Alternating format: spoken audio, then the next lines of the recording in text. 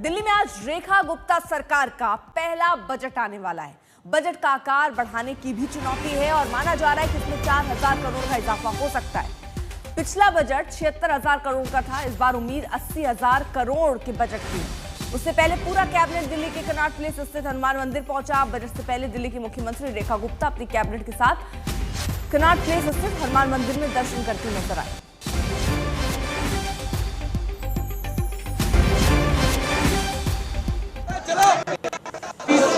ये हनुमान मंदिर काफी चर्चाओं में रहता रहा है। नॉमिनेशन फाइल करने से पहले नेता यहाँ हनुमान जी के चरणों में नजर आते हैं, जीतने के बाद यहाँ नजर आते हैं। और अब आज जब पहला बजट रेखा गुप्ता सरकार का आने वाला है तो पूरी कैबिनेट के साथ हनुमान मंदिर में नतमस्तक होने के लिए पहुंची रेखा गुप्ता और उनके साथ पूरे कैबिनेट।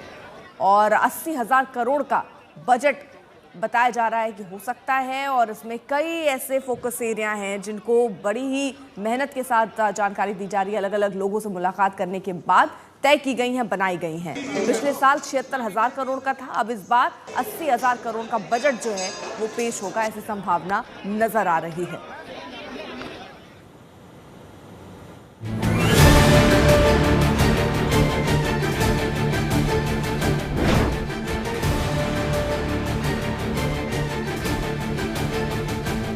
ढाई दशक के बाद दिल्ली में बीजेपी की सरकार है और बीजेपी दिल्ली को क्या दिशा देगी, इसकी पहली झलक आज देखने को मिल सकती है।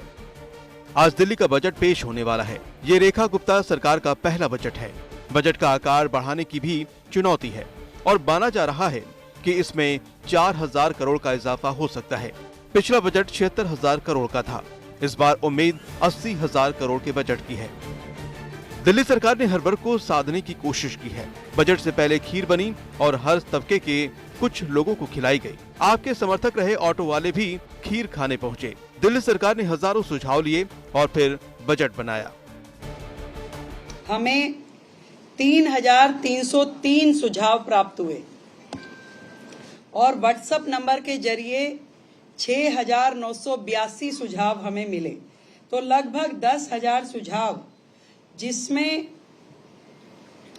उनके सुझाव, जनता की अपेक्षाएं और विभिन्न मुद्दे जो दिल्ली से संबंधित है, हर विषय पे जनता के सुझाव हमारे तक पहुंचे हैं।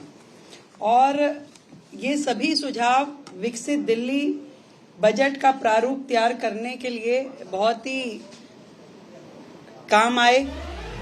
लेकिन दिल्ली की सत्ता गंवाने वाली आम आदमी पार्टी बजट के बहाने लोहा लेने को तैयार बैठी है। आपकी नजर है कि बजट में महिला समृद्धि योजना का प्रावधान होता है या नहीं? पहले ही वादे पर भारतीय जनता पार्टी ने दिल्ली वालों को, दिल्ली की महिलाओं को धोखा दे दिया।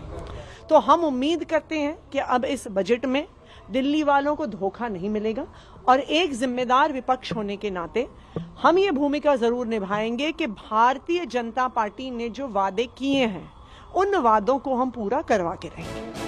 दिल्ली में खर्च के मुकाबले कमाई काफी ज्यादा होती है। अब देखना ये है कि बीजेपी सरकार किस क्षेत्र को ज्यादा तवज्जो देती है। ब्यूरो रिपोर्ट, आज तक।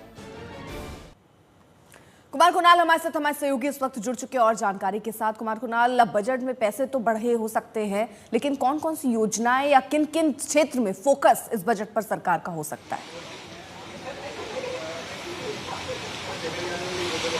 देखिए अर्पिता, आज मंगलवार है और मंगलवार के दिन जो मुख्यमंत्री हैं वो हनुमान मंदिर का दर्शन करने जाती हैं और उम्मीद यही है कि जो कहा जाता है ना कि मंगल भवन अमंगल हारी, तो दिल्ली पे जितनी भी अमंगल का साया है वो किसी तरीके से हटे, इसकी उम्मीद हर दिल्ली वाला इस समय कर रहा होगा।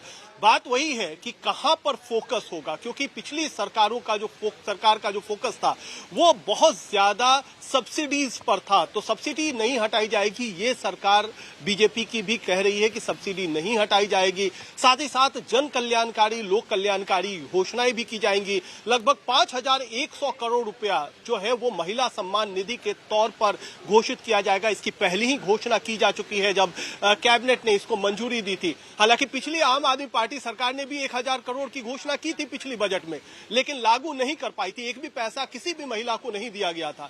तो ये एक बड़ी बात कह रही है बीजेपी की सरकार कि घोषणाएं तो आम आदमी पार्टी ने भी की थी। आज भले वो घेर रही हो कि 2500 रुपया कब मिलेगा, लेकिन जिस 1000 रुपए की घोषणा की थी आम आदमी पार्टी सरकार ने, वो दे नहीं पाई थी। तो ये तमाम चीजें हैं। तो बहुत उनके पास समय कम रहा है बजट बनाने के लिए, लेकिन बहुत बड़ी योजनाओं की घोषणा होगी, ऐसी उम्मीद। चलिए, किन किन घोषणाओं पर आज ऐलान होता है उस पर भी नजर आएगी। बहुत बहुत शुक्रिया आपका तमाम जानकारी के लिए।